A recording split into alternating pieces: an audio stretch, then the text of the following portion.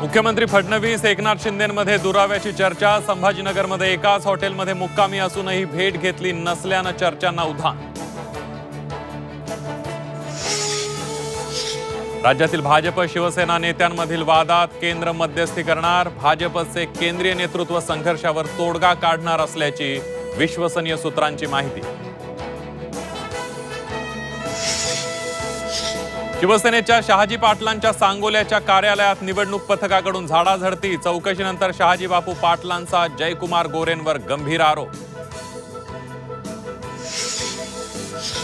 भाजप एक नंबरचा पक्ष राहणार। रवींद्र चव्हाणांनंतर देवेंद्र फडणवीसांनीही शिवसेनेला डिवचलं। तर कोणताही क्रमांक असो, ही निवडणूक कार्यकर्त्यांना बळ देण्यासाठी शिरसाटांचं प्रत्युत्तर।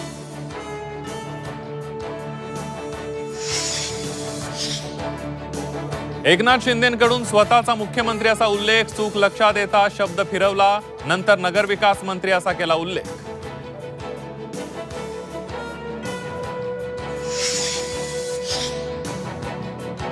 सक्रिय राजकारणात कमबॅक करताच राऊतांच्या दाव्यानं राजकीय वर्तुळात खळबळ। एकनाथ शिंदेंचे 35 आमदार फुटणार। भाजपनं रवींद्र चव्हाणांना मैदानात उतरवल्याचा राऊतांचा आरोप।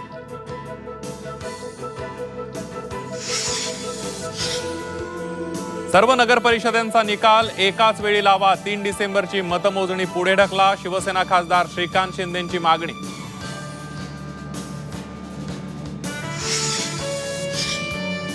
कायदेशीर सल्ला घेऊनच निवडणुका पुढे ढकलल्या। निवडणूक आयोगाकडून स्पष्टीकरण। उद्याच्या मतदानावर परिणाम होणार नसल्याचाही केला दावा।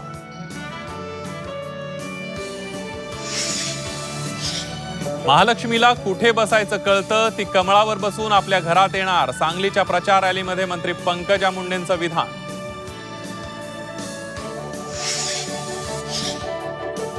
आजची रात्र काळजीपूर्वक काढा, प्रलोभनाला बळी पडू नका। चाकणच्या सभेत अजित पवार यांचं कार्यकर्ते आणि मतदारांना आवाहन।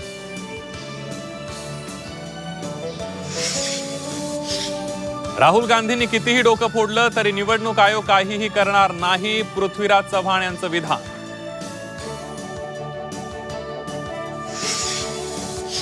डोंगरी परिसरातील प्रस्तावित मेट्रो कारशेड अखेर रद्द। लवकरच अधिसूचना जारी होणार। परिवहन मंत्री प्रताप सरनाईक यांची माहिती।